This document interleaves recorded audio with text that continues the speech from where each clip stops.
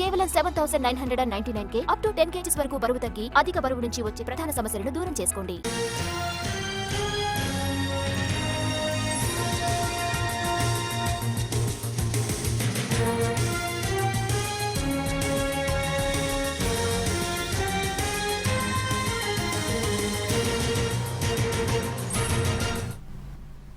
Phone tapping కేసులో SIT దర్యాప్తు కొనసాగుతోంది. సిట్ ముందు ఈ రోజు విచారణకు ఎస్ఐబి మాజీ డీఎస్పీ ప్రణీత్ రావు హాజరయ్యారు. ల్యాప్టాప్తో పాటు మరికొన్ని డాక్యుమెంట్లతో విచారణకొచ్చారు. మరోవైపు పదుల సంఖ్యలో సాక్షుల స్టేట్మెంట్ను సిట్ బృందం తీసుకుంటుంది.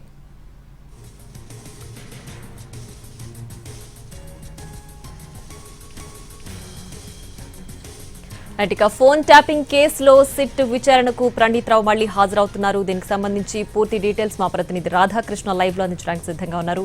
రాధాకృష్ణ, ఫోన్ ట్యాపింగ్ కేసులో విచారణకు ప్రణీత్ రావు మళ్లీ హాజరు కాబోతున్న నేపథ్యంలో ఆయన డాక్యుమెంట్లతో పాటు ల్యాప్టాప్ తో కూడా హాజరవుతున్నట్టు తెలుస్తోంది.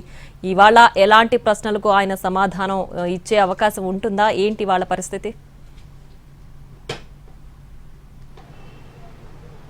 ప్రియా, ఫోన్ ట్యాపింగ్ కేసుకు సంబంధించిన దాంట్లో సర్వీస్ ప్రొవైడర్లు ఇచ్చిన సమాచారంతో ఈ కేసు నమోదు కావడం జరిగింది పంజాగుట్ట పోలీస్ స్టేషన్లో. ఆ తర్వాత సిట్ ఏర్పాటు చేసి ప్రస్తుతం ఈ కేసు అయితే కొనసాగుతుంది. ప్రభాకర్ రావు విచారణ తర్వాత ఈ కేసు దర్యాప్తు వేగవంతమైందని మనం చెప్పుకోవచ్చు. ఎందుకంటే నిన్న ఒక్కరోజే 9 మంది సాక్షుల స్టేట్మెంట్లను రికార్డు చేయడం జరిగింది. ఇవాళ ఇప్పటి వరకు 2 సాక్షుల స్టేట్మెంట్ రికార్డు చేయడం జరిగింది. ఒకరు పీసీసీ అధికార ప్రతినిధిగా ఉన్న జైపాల్ రెడ్డితో పాటు అతని డ్రైవర్ శివ, వీళ్ళిద్దరు స్టేట్మెంట్లని సిట్ అధికారులు కొద్దిసేపు క్రితమే రికార్డు చేయడం జరిగింది. కొడంగల్ ఇన్ఛార్జిగా ఉండడం జరిగింది ఇతను జైపాల్ రెడ్డి. ఆ సమయంలో అతను ఎక్కడికి వెళ్ళినా కూడా మఫ్టీలో పోలీసులు రావడం, అతను ఏ లొకేషన్కి వెళ్ళినా ఆ లొకేషన్కి పోలీసులు ముందుగా చేరుకోవడం, ఇదంతా కూడా తనకు అనుమానం రావడం జరిగింది అనేది కూడా అతను చెప్పడం జరిగింది. ఈ నేపథ్యంలోనే అతను ఫోన్ ట్యాపింగ్ సంబంధించిన దాంట్లో స్టేట్మెంట్ ఇవ్వడం జరిగింది. మరొక వైపు ప్రణీత్ రావు ఈ కేసులో ఎస్ఐబి మాజీ డీఎస్పీగా ఉన్నాడు. ఫోన్ ట్యాపింగ్ కేసులో మొదటగా అరెస్ట్ అయిన వ్యక్తి.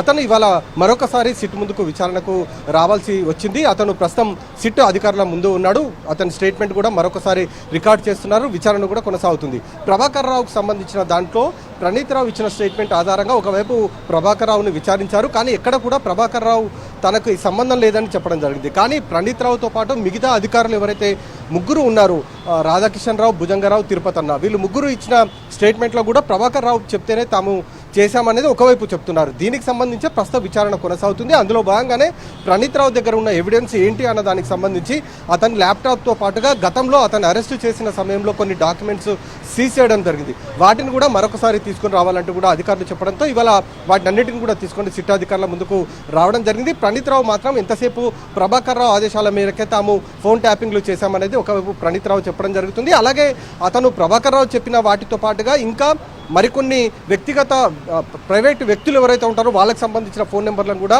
ట్యాప్ చేసినట్లు కూడా అధికారులు గుర్తించడం జరిగింది. కాబట్టి అసలు ఎందుకు ఈ ఫోన్ ట్యాపింగ్లు చేయాల్సి వచ్చింది, ఆపరేషన్ టార్గెట్ టీమ్ని ఎందుకు ఏర్పాటు చేశారన్న దానికి సంబంధించి ప్రణీత్ రావు నుండి మరొకసారి ఇవాళ స్టేట్మెంట్ రికార్డు చేయబోతున్నారు. రేపు ప్రభాకర్ రావుని, ప్రణీత్ రావుని ఇద్దరిని కూడా ఎదురెదురుగా కూర్చోపెట్టి క్రాస్ ఎగ్జామినేషన్ చేయబోతున్నారు సిట్ అధికారులు. ఎందుకంటే ప్రభాకర్ రావు మాత్రం ఎక్కడ కూడా తను ఆదేశాలు ఇవ్వలేదు కింది స్థాయి సిబ్బందికి అని ఒకవైపు ప్రభాకర్ రావు చెప్తున్న నేపథ్యం ఉంది.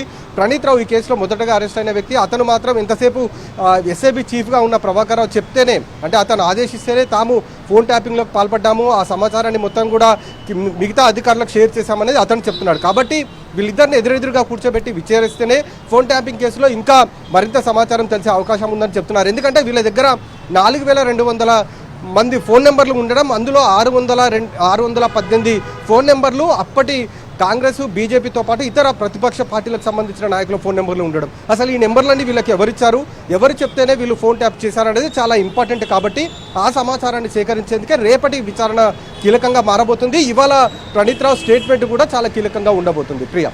Right Radhakrishna, thanks for the updates.